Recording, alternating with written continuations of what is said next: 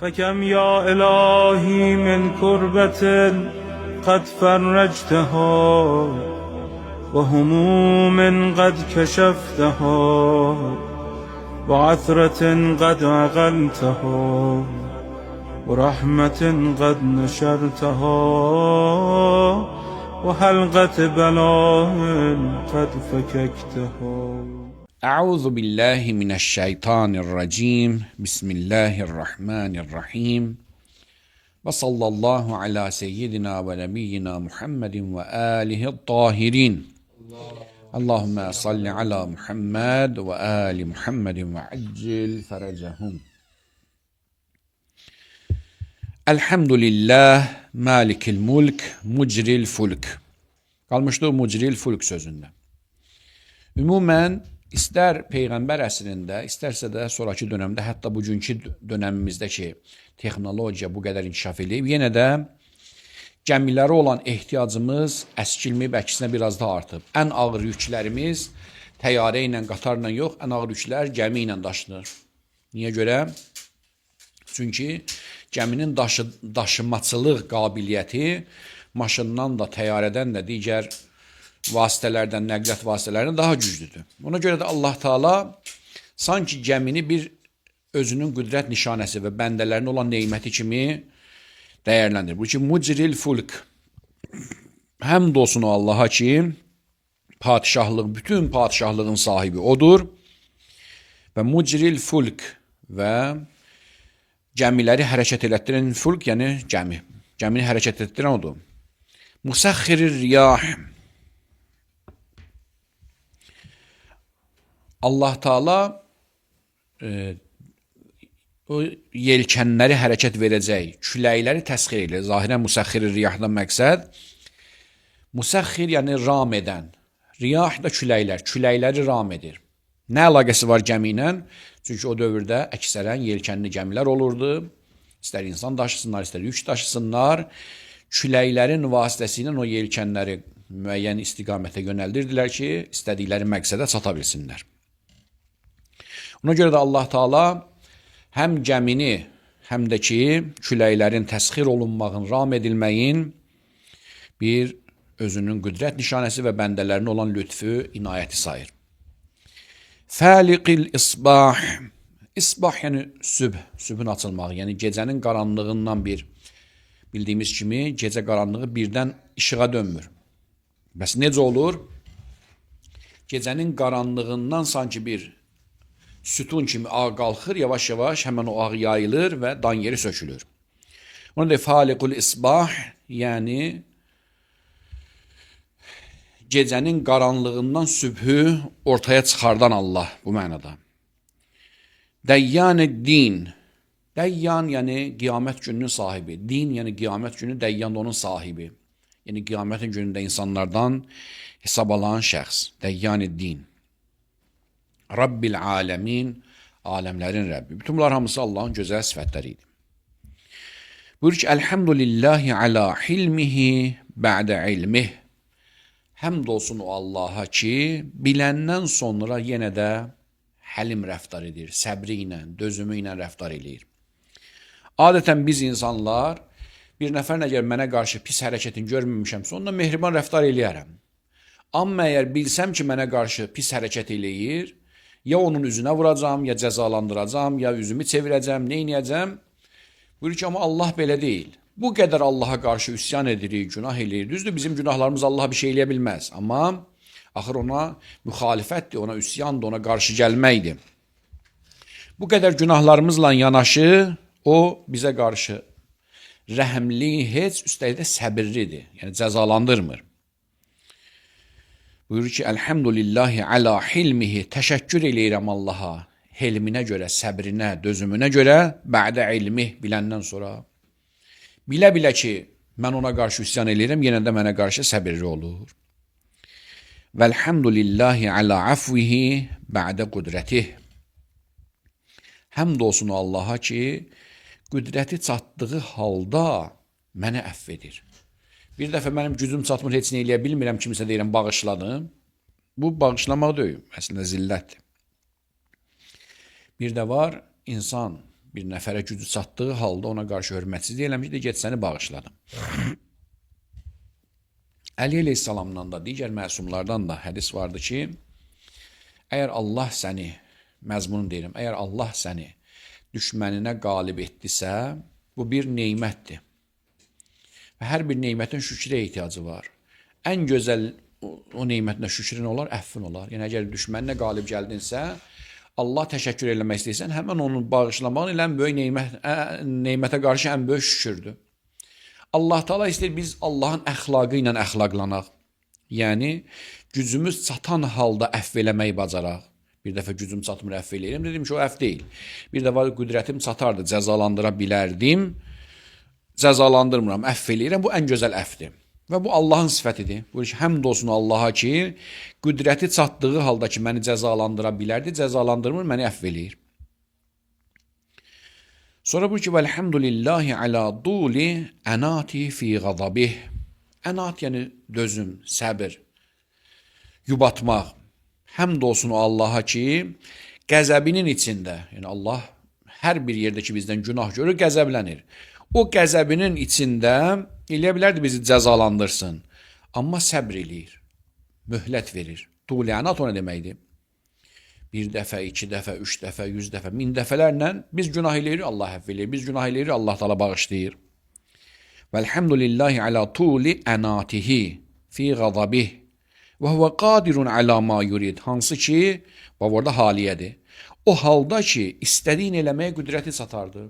Mən günah halında öldürə də bilərdi, biabır da eləyə bilərdi, abırımı da tökərdi, nə bilim, cəhənnəmdə də yandırardı. Bütün bu əlindən gələnləri hər bir şey eləyə biləcəyi halda yenə də qəzəblənsə də yenə o qəzəbin həyata keçirtmir və məni əfv eləyir, yubadır o əzabın. Elhamdülillahi xaliqil xalq. Həmd olsun məxluqatı xəlq eləyən Allaha. Bəsitir rizq. Ruziləri yayan Allaha. Fəliqil isbah. Gecəni qaçırdıb yerində gündüzü bərqərar edən Allaha. Zil cəlali vəl ikram. Ucalıq və ehtiram sahibi olan Allaha. Vəl fadli vəl in'am. Lütf edib, fəzl edib və bəndələrinə yaxşılıq eləyən, ikram eləyən Allaha. Vəl fadli vəl in'am. Fəzl, neymət verən Allaha. Əlləzi bə'udə fəla yura. O Allah ki, uzaqdır, amma görünməz. Uzaqdır, yəni bu mənadakı uzaqdır ki, yəni o əl çatan deyil. Allaha əl vurmaq olmaz. Fəla yura və qərubə fəşəhidən nəcva. Amma o qədər yaxındır ki, hər bir pıçıltımızı da eşidir. Allah Teala bizə öz Quranında dediyi ibarəni desək, və nəhnu əqrabu iley min həblil vərid. Ürəyinin şah damarından da yaxına. Hər hansı bir, hətta zehnimizdə belə pıçıltımız varsa, mümkündür mələklər hiss eləyə bilməyəcək. Mümkündür mələkdən də bəzi şeylər gizlədə bilək. Beynimin dərinliyində, ürəyimin, qəlbimin dərinliyində bir şeylər danışıram. Hətta onu da belə Allah Teala bilir və o münacatı eşidir. Və qarubə fəşəhidən nəcva. O qədər yaxındır ki, pıçıltıları eşidir. Təbarəkə və Teala. Nə uca, nə də necə uca və əzəmətlidir o, ucadır.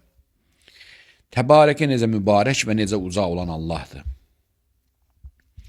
Elhamdülillahiləzi leysə ləhu münazi'un yuadiluh. Həmd olsun o Allaha ki, onun bir münazi'i, ondan bir çəkişmədə olan şəxs yoxdur ki, varlıq yoxdur ki, ondan qarşı-qarşıya gəlsin. Hər bir pəhləvan ki, meydana çıxır, adət onun qabağına da bir pəhləvan çıxır. Nə hər bir alim ki olur, qabağına bir alim çıxır. Nə bilim, hər bir pullu varsa qabağına bir pullu çıxır. Deyir, həmd olsun o Allah ki, onun qabağına çıxa biləcək, bir onunla münaziə eləyəcək, heç kəs yoxdur. Bəziləri istədi münaziə eləsin tarixdə, özlərini Allah elan eləyənlər, fironlar, nəmrudlar, amma hamısı balaca zılı şeylərlə həlak olub məhv oldular. Elhamdülillahiləzi leysə ləhu münazi'un yuadiluh. Və la şəbihun yuşakiluh. Və nə də onun bənzəri yoxdur ki, ondan müşakilə eləsin, ondan bərabər gəlsin. Və la zahirun yuadiduh. Və nə də onun arxası dayağı yoxdur ki, ona söykənsin. Bəzən görürsən bir insan, ta ki Peyğəmbər sallallahu aleyhi və aleyhi və səlləm hamıdan güclü idi də, qüdrətli idi, amma bununla yanaşı Əli əleyhissalam onun arxası idi, dayağı idi. Əli əleyhissalam deyə güclü idi, amma onda malikəşlər kimi ya digər kimi qəhrəmanları, pəhləvanları, qoşun böyüklər vardı, onun arxa idi, dayağı idi. Allah yeganə varlıqdır ki, onun nə arxaya ehtiyacı var, nə dayağa ehtiyacı var, nə köməkçiyə ehtiyacı var. Və la zahirun yuadiduh qəhərə bi'izzətihil ə'izzə. Öz izzəti ilə, öz yenilməzliyi ilə bütün izzətliləri qəhr elədi. Yəni öz ixtiyarına, tam ixtiyarına gətirdi. Tamamilə onları məğlub etdi, öz əmri altına gətirdi. Və təvazə li azamətihil uzəma. Və bütün böyüklər, əzəmətlilər onun əzəməti qabağında təvazu elədi.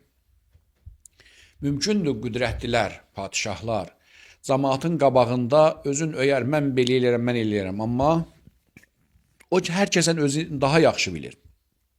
Arxaya düşəndə o da etiraf elə ki, ilahi məsələn deyə, yalandan cəmaatı alladıram. Bilirəm ki, məsələn, sən güclüsən, güclü sənsən.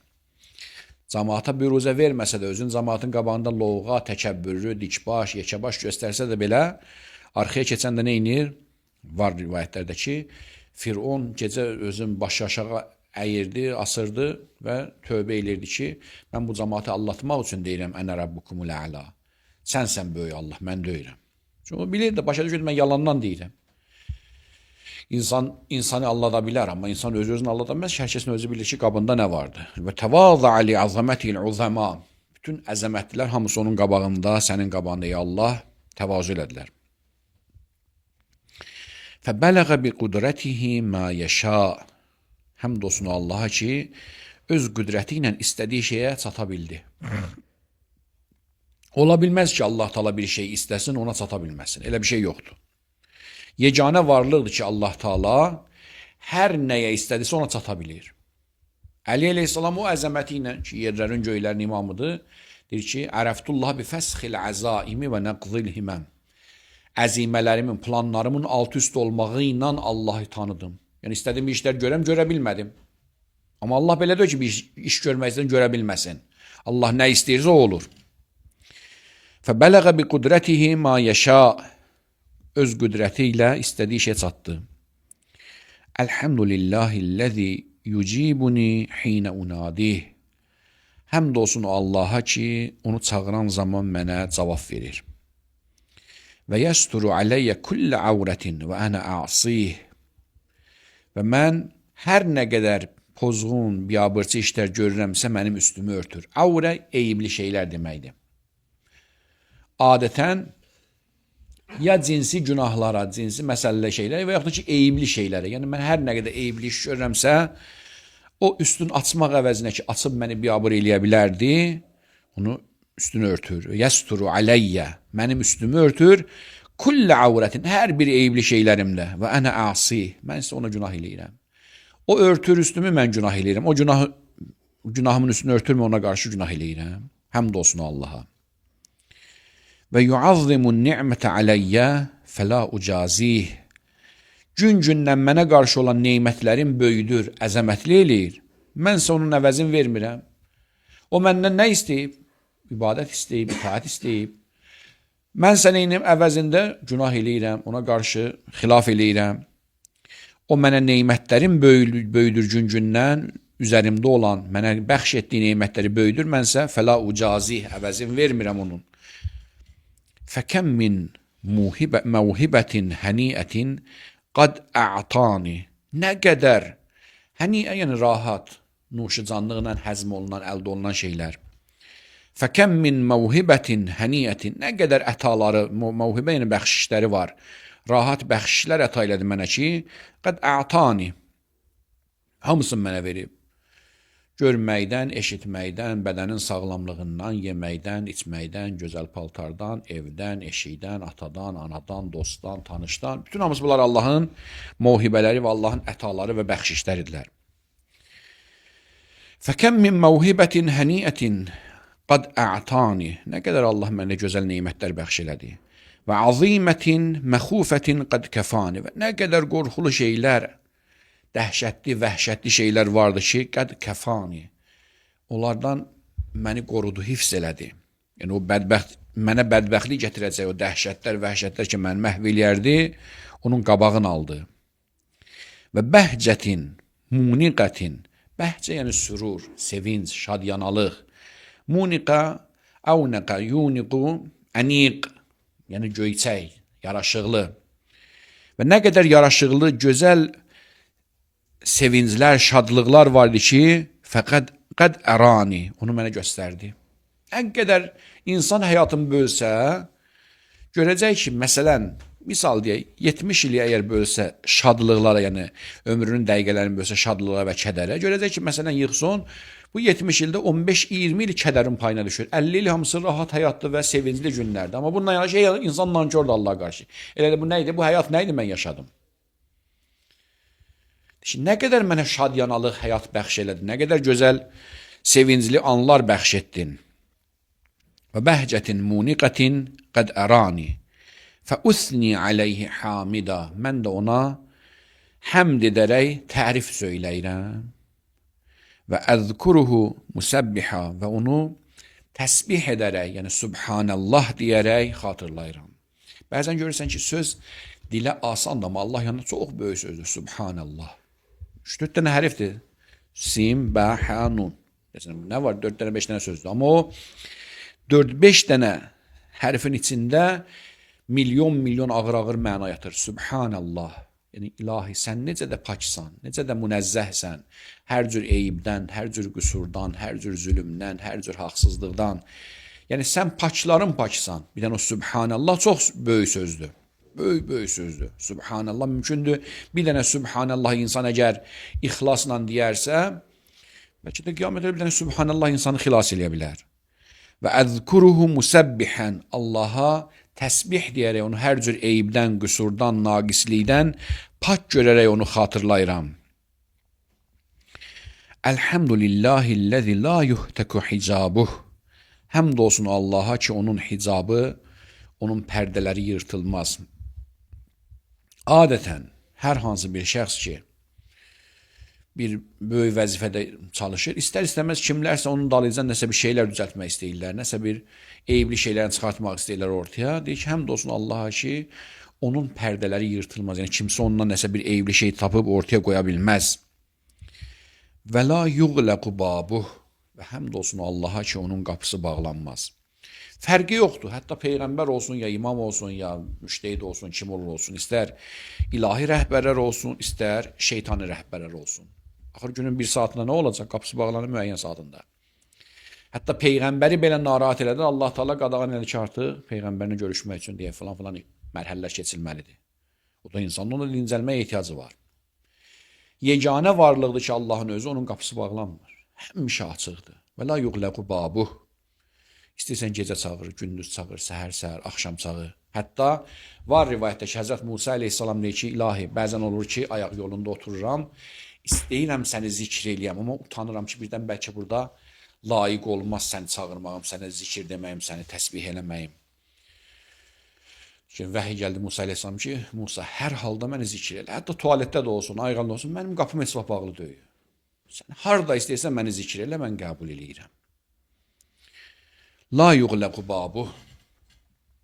Həmd olsun Allah ki, onun qapısı heç vaxt bağlanmır. Həmişə onun qapısı döyüləndə o cavab verməyə hazırdır. Və la yurəddu sailuh. Və onun saili, onun dilənçisi qapısında əl açan boş qaytarılmır. Mümkündür gedərsən hər hansı bir böyüyün qabağına. Mümkündür Peyğəmbər olsa, imam olsa deyir, yoxumdur, hal-hazırda sənə verməyə bir şeyim yoxdur. Düz də deyir, yalan demir, yoxdur, yox, çarə yoxdur. Yeganə varlıqdır ki, Allah onun saili boş qayıtmaz. Ondan bir şey istəyən əli boş qayıtmır. Əgər Allah Teala məsləhət bilsə istədiyin verməyə, orada verər. Yox, əgər o məsləhət olmasa, əvəzinə başqa şey verər. Bu dünyada olmasa, ahirətdə verər. Xülasə, onun qapısından boş qayıtlı yoxdur. Və la yuraddu sailuh və la yuxayyəbu amiluh. Onun, o belədir, ümidlə onun qapısına gələn məyus olmaz. Xəyyəbə, yəni məyus olmaq. La yuxayyəbu amiluh. Elhamdülillahilləzi yu'minul xaifin. Həmd olsun Allaha ki, qorxanlara əminamanlıq bəxş edər. Və yunəccəs salihin. və salihləri nicat bəxş eləyər, salihləri xilas edər. Adətən dünya yaranan, dünya deyəndə yəni Adəm əleyhissalam bu aləmdə övladlarını yaşamağa başlayan gündən demək olar ki, adətən salihlər nə olur? Əzilir. Talihlər, yəni pislər isə onları əzir. Qabil Habil öldürən gündən, birinci qan yer üzünə tökülən gündən elə möminlər əzilib, zalimlar onları əziyyət eləyibdir. Amma Allah Taala da bir vədə verib. Salihlər nədir? Mən mömin bəndələrimi, təqvalıları, salihlərə nicat bəxş edəcəm. Bu ki, və yunəccəs salihin. İndi o nicat vermək, xilas eləmək bəzi hallarda bu dünyada olur, bəzi hallarda da o dünyada olur. Və yunəccəs salihin, amma Allah söz verib ki, mən bəndələrimi, salih bəndələrimi, düzgün bəndələrimi, yaxşı bəndələrimi xilas edəcəyim, onlara nicat bəxş edəcəyim. Və yərfəul mustadafin, əzilmişlər, zillətə salınmışlar, istidaf zəifləndirilmişləri qaldıracağam. Quran-ı Kərimdə Nur surəsinin 55-ci ayəsində buna işarə ilə ki, bu Allah Taala yer üzündə İmam Zaman əleyhissalamın hökumətini qurandan sonra o məzlumları qaldıracaq, yer üzündə hakim eləyəcək. Və yərfəul mustadafin və yada'ul mustakbirin, təkəbbürlüləri, lovğaları sındıracaq və onları yerlə bir eləyəcək. Və yuhliku mulukan və yestəxlifu axarin. Allah Taala bir dəstə padişahları həlak edir, yerinə başqalarını gətirir. Bəzi hallarda biz elə bilirik ki, padişahlıq elə onun seçiminəndir və yaxud cəmaatın səs verməyini ya hərbi siyasi çevrilişlərləndir. Amma Quran məntiqi ilə bu məsələnin bir hissəsidir. Əsl məsələ Allaha qayıdır. Qulillahumma malikal mulk tu'til mulka men təşa və tənzi'ul mulka mimmen təşa de. Ey mənim Allahım, istədiyinə padişahlıq verirsən, istədiyinə padişahlıqdan alırsan. Quran məntiqində hakimlər, padişahlar Allahın istəyi ilə seçilir, nə göz kevinəndir. Var rivayətdə ki, İmam Sadiq əleyhissalam buyurur, bir vaxtı çatmamış, yəni yıxılmaq vaxtı çatmamış bir hökuməti yıxmaq, dağları yerindən qopartmaqdan çətindir. Əgər Allah Taala bir padişahlıq üçün müddət təqdirində filan kəs filan qədər hökm eləyəcək Allahın təqdirində. Yıxmaq olmaz.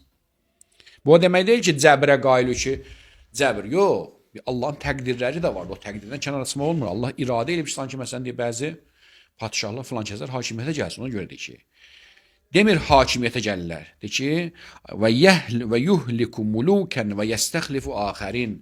Sən o Allah, həmd olsun o Allaha ki, bir dəstə padişahları həlak edir, yerinə başqalarını gətirir. Demək, onda padişahların hakimiyyətə gəlməyi elə belə deyil. Yəni, tam cəbri əqidəsini demək olmaz ki, Allah zorla gətirib padişah eləyir. Yox, onların da öz səyləri vardı, onların da seçmələri vardı, nə bilim, namizədliyi var, nə bilim, ya silahla, ya qeyri-silahla, çevrilişlə gəlmək var. Bunlar öz yerində, amma sanki Allahın da bir iradəsi vardı, Allahın da dəxaləti vardı. Niyə? Çünki məxluqat Allahın iyalıdır. Onun üstə hakim təyin olunursa Allahın da bir dəxaləti olmalıdır. Və yəstəxlifu axərin vəlhəmdülillahi qasimil cəbbarin. Həmd olsun Allah ki, cəbbar və zalim hakimlərin belin qırandı. Mubiri zalimin əbarə yubiru, yəni aradan aparar, zalimları aradan aparandı. Mudrikil haribin, qaçanları da idrak eləyər. Allah'dan heç kim qaçıb qutara bilməz. Bəzi hallarda görürsən ki, bir nəfər zülm eləyir, indi fərqi yoxdur. İndi balaca dairədə, böyük dairədə kimsə zülmə məruz qalırsa, ay Allah, filan kəsi niyə belə öldürmürsən, filan kəsi niyə belə eləmirsən? Amma fikirləşmir ki, bu insan insandan qaçıb qutara bilər. Allah da ki, qaçıb qutarmaq olmaz. Hara gedəcək? Uzaq başı 70-80 il yaşadı. Nə qədər yaşayacaq ki? Biz tələskənlik eləyirik ki, ay bu tez olsun. Allah bilir ki, mənim məxluqatım harda olursa olsun, bir gün mənim yanıma gələcək və bir gün mənim hesabıma keçəcək. Allah üçün tələsmək yoxdur ki, deyək, tez bunu mən aradan aparım. Axır bir gün onun məhkəməsində dayandırılacaq. Mudrikil haribin, qaçanları dərk edəndir, çatandır ona. Nəkalil zalimin, zalimları cəzalandıran Allahdır. Sarixil mustasrixin, kimsəsiz qalıb kömək istəyən, yardım istəyənlərin dadına çatandır. Mavudin hacati talibin, ehtiyaclı olub bir şey ehtiyacında olanların ehtiyacını yerinə yetirəndir o Allah. Mu'təmədil müminin, möminlərin söykənəcəyidir, arxasıdır, dayağıdır. Elhamdülillahi'llezî min haşyeti ter'adus-semâ'u ve sukkanuha. Həmd olsun o Allaha ki, onun qorxusundan, xəşyə əzəmət qorxusuna deyirlər. Bir dəfə deyirik, xavf ümumidir. Xafə yəxafu, mümkündür birinin zülmündən də qorxarsan, birinin ədalətindən də qorxarsan. Xavf ümumidir. Xəşyə isə bir nəfərin əzəmətindən qorxmaqdır. Bunlarla məsələn, bəzi hallarda bir nəfər gəlir Peyğəmbərin yanına, başlayır əl-ayağı əsməyə. Peyğəmbər ki, nəuzubillah zalim deyil ki, çox mehriban bir insandır. Əzəmətin gördüyü cəlalı, əzəməti titrəyir. Peyğəmbər deyir ki, Allahın bəndəsi, mən gördüyü padişahlardan deyim, özü əgər həvvin ələyək, özü narahat olmacına mən sənin fikirləşdiyin padişahlardan deyiləm. Xəşyə, yəni əzəmətdən doğan qorxu. Həmd olsun o Allaha ki, onun əzəmətindən səmalar tərədu, guruldayır, rəd, yəni göy gurultusu. Mümkündür biri deyər ki, bu nə sözdür burada? Göy gurultusu o deməli, göydə buludlardır, toqquşur bir-birinə, içində su topluları vardır, indi su şəklində ya dolu şəklində, onun gurultusudur. Deyir, bəli, bu maddi cəhəti bu cür, batın aləmindən xəbərimiz yoxdur ki. Hər bir şeyin bir dənə maddi tərəfi varsa, bir dənə mənəvi tərəfi var. Kim nə bilir ki, həmən o gurultunun bizim tərəf gördüyümüz, bizim cihazlarımızın, gözlərimizin, elimizin duyduğudur ki, su toplusuydu, bulutlar dəydi bir-birinə, gurultu çıxdı, ortasından məsələn ildırım elektrik cəryanı axdı, nəmlə ona ildırım dedi, göy gurultusu dedi.